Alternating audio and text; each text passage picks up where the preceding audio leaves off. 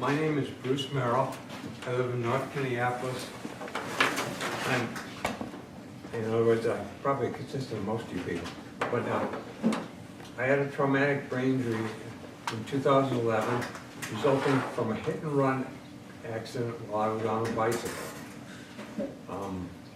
Now I forget everything at times, off and on. I mean, I might be able to talk about something just fine right now, and then, 30 seconds, I might have forgotten everything. I mean, be totally oblivious to the world. And I have no sense of time, believe me. Actually, stopping down a tree at 2:30 in the morning.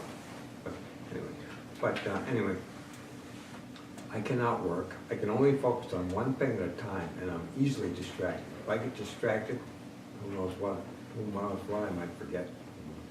I have trouble just coming back to the same place I was starting before that distraction. Anyway, I live on Social Security disability, and I'm too poor to buy enough food. I can't afford the medical care I need. My relatives handle my finances and all my mail. I cannot afford to live anywhere but the roughest area in North Minneapolis. I only live there thanks to a lot of charity and help of my family. I have a few problems, like all my mail must go to my sister who lives in Duluth. She can fill out the paperwork and handle my bills, and then she can fill out any social service applications. She just told me that, I have to have all your mail because, you might miss an application or something, I mean, believe me, I would be out of luck. I would have had my food stamps cut off if it hadn't been for her, because I had to fill out the paperwork, So my brother came over to my place and all the mail was all over the floor, so he just took it and turned Bruce, stick to the script, brother. Stick to the script. My brother in Golden Valley, let's see, must check up on me and stop by monthly or even weekly sometimes. I must live with someone who sees to it that I do not hurt myself or irritate the neighbors too much. That's pushing it too, believe me. I'm so poor that I must eat at a food shelf every time my severe food allergies do not prevent it. I'm allergic to most of the food. I must live in the roughest neighborhood in North Minneapolis because they cannot afford to live in a safer neighborhood.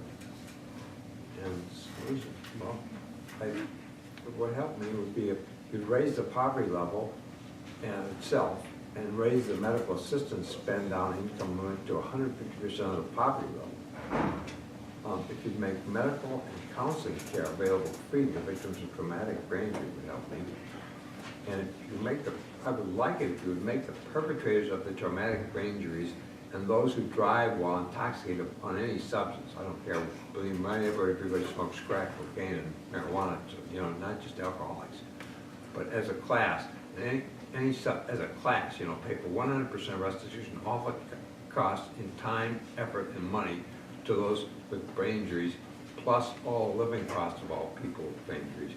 And I mean, like, if somebody doesn't get caught doing this stuff, I'd like the people who do get caught as a class, to pay for it, because like my hit and run accident, the perpetrator got away. And believe me, they turned in North Minneapolis upside down looking for him, because they really wanted this person, but they couldn't find him, I mean, so it's all up to me to pay for everything.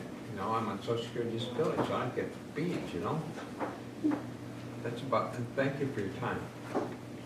Do you live by yourself, or do you have an aide that lives with you? Well, that's a good question. I don't even know what he is, but he's an old friend of mine, and I don't even know all the stuff the guy does. I mean, I really don't. My brother can't even tell me this guy stuff, So I don't know what his story is, but I mean, the guy he has to literally tell me, like, when I leave, I've forgotten something's on the stove and it's burning. I don't know what to tell you. All I know he's a friend of mine, and believe me, thanks to him, I can't tell this, but I don't know how to say this, but basically, he tells me that when I had my accident, I was out cold in the hospital, and he heard from his roommate at the time, he lived somewhere else, but that there was somebody who got hit over by where I live. He said, that's where Bruce lives. So he went down to the hospital. He told the cops, and they told him, look, forget it, don't even go looking for him, He said, the heck with that stuff, so he went down to HCMC. He went to every frickin' place, in every one place, looking, you know, didn't find anything. So finally, a lady was a security guard there. She said, you know, they're always trying to identify these people. So she took him up the back elevator, right? You know, snuck him in, and he went down, he went to the hospital, he took one look. There were so many tubes going in me to keep me alive, the breathing tube and everything else, but all he could recognize was the tips of my sideburns sticking out. He says, that's him, you know? If it weren't for that, who knows where I'd be, you know? And the social worker got on the phone, and believe it or not, the only person she could find was, had the same last name, was my father, who had Alzheimer's disease in a nursing home. And get this, he remembers my sister in Duluth, married name, you know, that's about it, you know. And, you know, so anyway, so she actually calls him at recently. He remembers, you know, her name, so she calls up to Duluth and gets in touch with her.